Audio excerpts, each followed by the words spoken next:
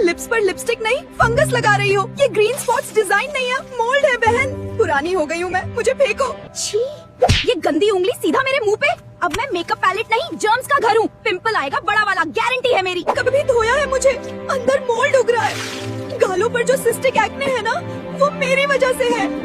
ये जंग दिख रहा है, मैं रेजर हूँ, आरी नहीं। स्किन छिलेगी और दाने निकलेंगे वो अलग। 5 बार यूज किया, फेंक दे अब। पंप मत कर मेरी जान, हवा नहीं बैक्टीरिया भर रही है तू। 3 महीने हो गए, अब मैं मस्कारा नहीं आंखों का इन्फेक्शन हूँ, बदलो मुझे। मेरे दांतों में फंसे ये बाल और धूल दिख रही है, ये वही डैंड्रफ और ऑयल है जो तू वापस साफ बालों में लगा रही है। हेयर फॉल मुबारक। अपनी गंदी उंगलियां सीधा मुझ में डाल रही हो। अब मैं बैक्टीरिया से भर गया हूँ। तुम्हारे बंद पोर्स और पिंपल्स सब तुम्हारी वजह से हैं। धूप और गर्मी में रखा मुझे, मेरी खुशबू सड़ गई है। मुझे ठंडा रखो वरना स्किन जलेगी।